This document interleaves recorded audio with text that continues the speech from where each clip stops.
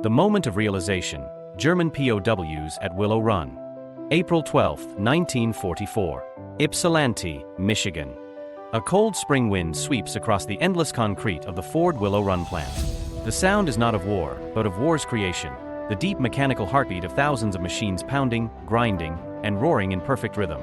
Inside the massive factory, under the glare of industrial lights, steel becomes wings, wings become bombers, and bombers become symbols of something the visiting German prisoners can hardly comprehend. A small group of POWs, Luftwaffe mechanics and soldiers captured in North Africa, are marched through the plant under armed guard. Their eyes dart from the catwalks above to the glowing welds below. The air smells of hot oil, metal shavings, and ozone from the arc welders. Conveyor belts snake past them, carrying entire fuselage sections as easily as a bakery line carries loaves of bread. Corporal Heinrich Kruger, once a mechanic with the 3rd Panzer Division, wipes sweat from his temple despite the chill. Das ist unmöglich, he mutters. That's impossible. The guard beside him, a young American sergeant named Tom Reeves, glances over. What's that, pal? Kruger doesn't answer. He's staring at a sign hanging from a steel beam above. A B-24 every 63 minutes. They pass a platform where dozens of women, Rosie the Riveters in blue coveralls and red bandanas, work in synchronized precision, tightening bolts, aligning panels, and sealing the silver skin of the Liberator bomber. The factory hums like a living organism, men and women, machines and movement, all synchronized toward one impossible goal. When the prisoners had first heard about this tour, they laughed. They'd been told America's industrial power was vast, but to German soldiers raised on tales of discipline, craftsmanship, and precision engineering, the idea of mass-producing warplanes like automobiles was absurd. Airplanes, in their world, were built by hand, each one a custom-made weapon, crafted by expert hands in Stuttgart or Bremen. Now, as Kruger watches an entire wing assembly slide smoothly onto a waiting fuselage, he begins to understand. At the far end of the line, a completed B-24 gleaming aluminum, for massive Pratt & Whitney engines, the tail emblazoned with a star and bar insignia, rolls toward the open hangar doors. Outside, another crew prepares it for flight. Fuel trucks circle, mechanics check propellers, and within minutes, the bomber will be airborne. Kruger's fellow prisoner, Oberstleutnant Emil Roth, leans in.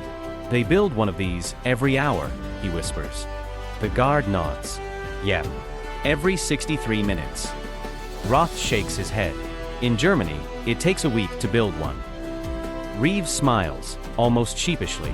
Well, sir, that's what happens when you get Ford involved. The words sting more than Reeves intends.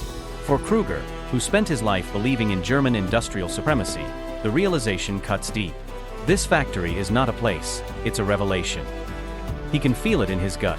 Germany cannot win a war against this. As the group continues, they reach a glass observation deck overlooking the entire assembly line. From above, it looks like a living river of machinery, wings, engines, fuselages, all flowing toward a single point where flight begins. A foreman with a clipboard times each stage with a stopwatch, shouting numbers into a loudspeaker. Workers move like clockwork, smiling, joking, never stopping. Kruger's mind races back to Germany, to bombed-out factories, to nights spent repairing panzers by lantern light as RAF bombers roared overhead. He remembers scavenging for spare parts, the shortages, the exhaustion, the propaganda insisting that total war would make up the difference. Looking at Willow Run, he finally understands what the word total truly means. Reeves gestures toward the line. Every bolt, every rivet, every panel, all made right here. We even build the engines down the road in Dearborn. Henry Ford's people designed this place so no part of the process ever stops. Kruger nods absently. He doesn't look angry, or even impressed. Just quiet. His world is unraveling in front of him, not by bombs, but by production schedules, conveyor belts, and women with wrenches. As they turn to leave, a loudspeaker crackles to life. Attention, Line 4, Liberator 327, rolling out for final inspection. Time, 63 minutes, 12 seconds. The massive hangar doors open. Sunlight floods in, glinting off the bomber's polished skin. Its engines roar to life, a deep, confident growl that fills the air and shakes the glass. The sound makes Kruger flinch. Reeves watches him, then says quietly, almost kindly, "That's another one heading east, fella." Kruger stares after the departing plane, the American flag waving from its tail. He doesn't respond. Somewhere deep down, he knows that for every one of these machines, there's one less chance for Germany to ever catch up. When the group reaches the exit, he glances back one last time at the roaring factory. For the first time in the war, he feels not hatred, not anger, but awe. And beneath that awe, something colder, certainty. Germany is doomed. The machine behind the miracle, how Willow Run was born. To understand what those German prisoners saw that day, you have to go back 3 years, to 1941, when America hadn't yet entered the war but could already sense the storm closing in. Henry Ford's company had built cars for decades. His assembly lines had changed the world once before, mass-producing the Model T and giving ordinary people access to machines once reserved for the elite. But now, with Europe in flames and Roosevelt pushing for arsenal of democracy, Ford's attention turned from cars to bombers. The government needed the B-24 Liberator, a heavy bomber designed by Consolidated Aircraft, produced in quantities that seemed impossible. The company could make maybe one bomber every few days, but America needed thousands. Fast. Ford's solution was audacious. Build an entirely new factory in Michigan, one that didn't just assemble planes, it mass-produced them. The vision was unprecedented. An aircraft factory built not like a workshop, but like an automotive line. In 1941, on farmland near Ypsilanti, construction began on the Willow Run plant, a facility so large it would become the biggest single building under one roof in the world. Nearly a mile long from end to end, its roofline curved in a gentle L shape so the state of Michigan could tax only one wing of it. By early 1942, the place was alive. Engineers, draftsmen, factory planners, and military inspectors flooded in. Thousands of workers, men, women, and migrants from across the Midwest, trained in new techniques for welding, riveting, and assembly line coordination. But at first, the dream nearly collapsed. Ford's car people and Consolidated's aircraft engineers clashed constantly. The tolerances required for aircraft were nothing like automobiles. Rivets had to be perfect. Wings had to be exact to the millimeter. A single mistake could mean death for an entire crew. Early on, Ford's attempts to apply car building methods to aircraft failed spectacularly. Finished bombers leaked fuel, misaligned parts, and grounded planes. Critics called Willow Run Ford's folly.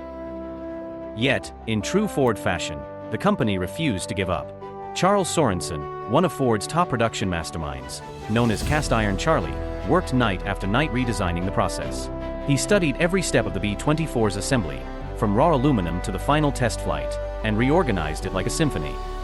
Sub-assemblies would arrive just in time from satellite plants. Each component would flow smoothly to the next stage. By mid-1943, the chaos transformed into choreography. Now, 42,000 workers moved like gears in a colossal living machine. From dawn till night, the building shook with the rhythm of industry. Presses stamping out aluminum ribs, welders lighting sparks along steel frames, riveters hammering to the beat of swing music playing from loudspeakers overhead. The process was so fast, so relentless, that one B-24 bomber left the factory every 63 minutes. Not an estimate, a schedule. The numbers were staggering. Over 8,600 bombers rolled off that line before the war's end. And every one of them carried the fingerprints of America's home front, of factory girls, engineers, machinists, and even farmers who left their plows to run lathes. When the first German prisoners arrived for labor duty or supervised visits, they could scarcely process what they saw. To them, war production was sweat and scarcity, factories operating under blackout curtains, men drafted away, parts salvaged from wrecks. Here, everything gleamed, organized, and efficient. The Allies weren't just fighting with weapons, they were fighting with systems. Back in Germany, Albert Speer, Hitler's armaments minister, would later write in his memoirs that the thing that doomed the Reich wasn't lack of courage or invention. It was this, the sheer volume, the unstoppable rhythm of American industry. And nowhere was that rhythm louder than Willow Run.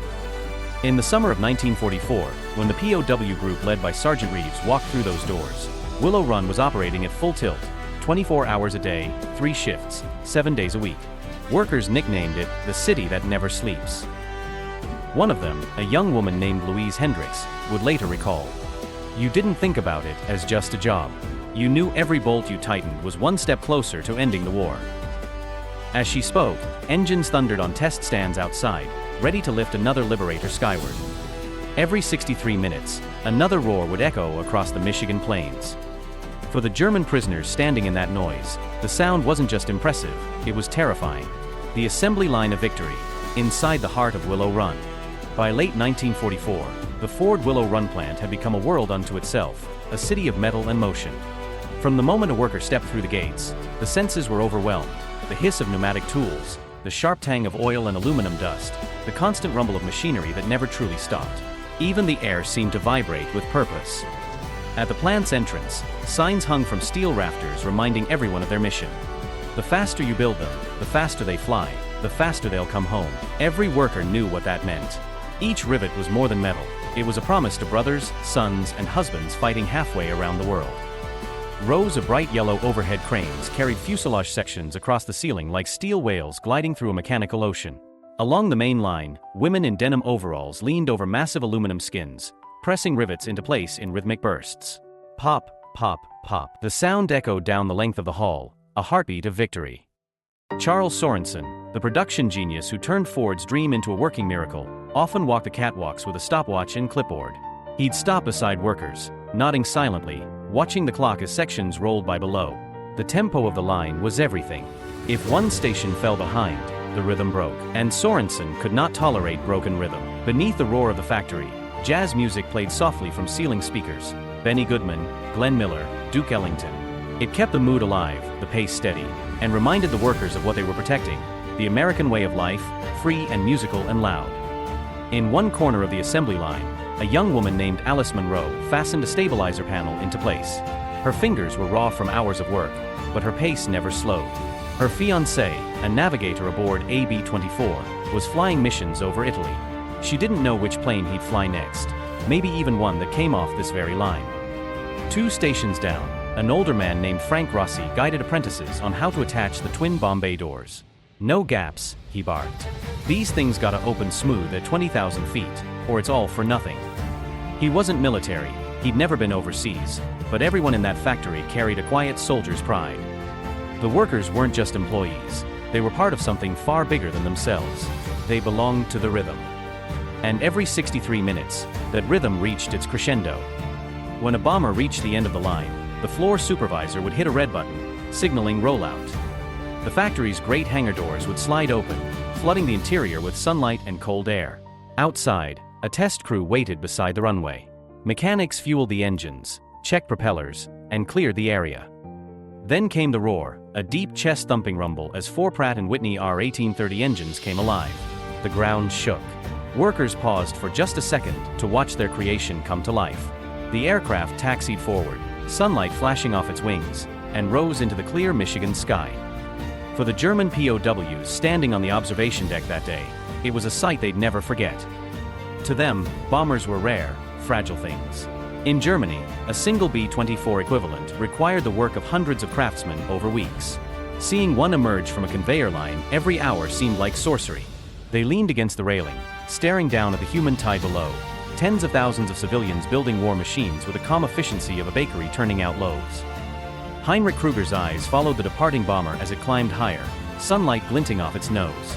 His thoughts drifted to home, to Bremen, where his father's workshop had been reduced to rubble by bombers just like this one.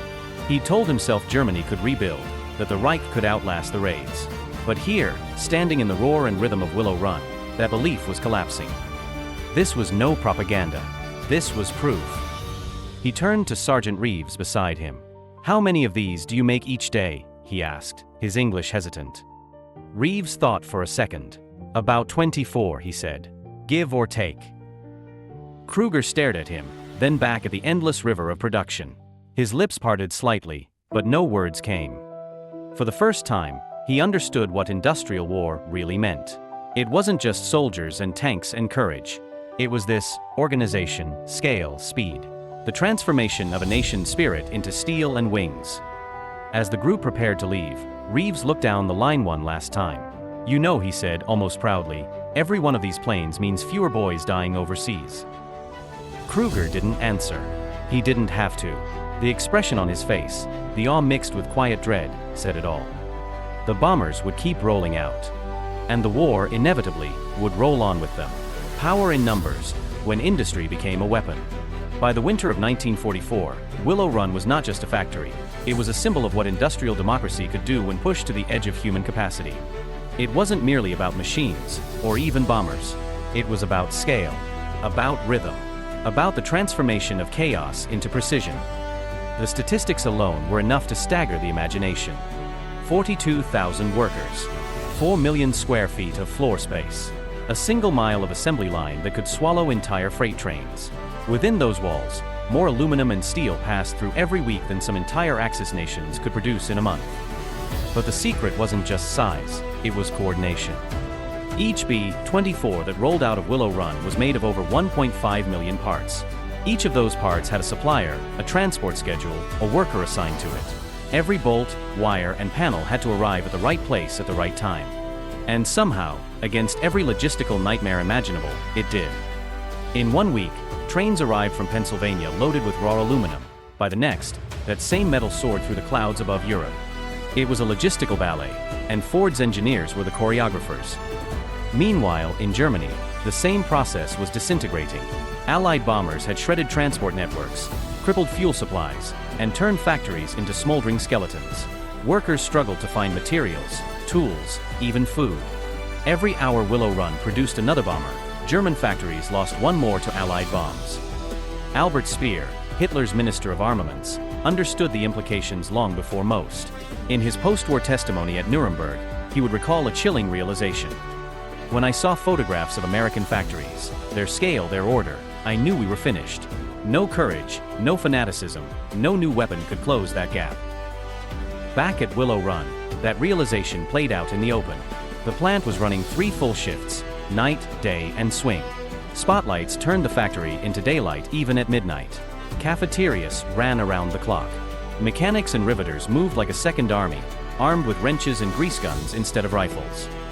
Every so often, the floor supervisors would pause the line for exactly 5 minutes, long enough for workers to stretch, light cigarettes, and listen as the loudspeakers broadcast war updates. If a B-24 squadron had returned home safely, cheers erupted across the plant. If losses were reported, the workers went back to their stations in silence, faster, harder, more determined. It was this culture, this collective tireless urgency, that German prisoners like Kruger couldn't grasp. In Germany, industry served the state. At Willow Run, industry served everyone, a shared mission, not a command. When the POWs returned to their camp that night, silence hung over their barracks. Some smoked quietly, others lay awake staring at the ceiling. One of them, Emil Roth, finally spoke. "Every hour," he whispered. "Every hour another one flies. How do you fight that?" No one answered. There was nothing to say. For the Americans guarding them, it was easy to overlook the meaning of what they had shown. A simple tour, maybe a morale exercise. But for the Germans, it was a revelation of existential proportions. They had seen what a free, mobilized people could do, not through fear, but through belief. And as bomber after bomber rose from the fields of Michigan to the sky, bound for Europe, it became clear that the war's outcome was not being decided on the front lines alone. It was being forged here, in the thunder of the presses, the spark of the welders, the heartbeat of Willow Run. By spring of 1945, when the Allies crossed the Rhine and Berlin's fate was sealed, the workers of Willow Run built their last Liberator. Production wound down, shifts shrank, and the noise slowly faded. The war was ending, and the arsenal of democracy had done its job. For men like Kruger and Roth, the image of that factory, its endless line, its perfect rhythm, its people laughing and building amid music and motion, would remain with them long after the war ended. It wasn't just a memory of defeat. It was a memory of awe, of a world far larger, faster, and freer than they had ever imagined. And when they finally returned home to a shattered Germany, many would tell the same story. Not about bombs, or tanks, or generals, but about a factory in America that built a bomber every hour, and proved that victory could be manufactured.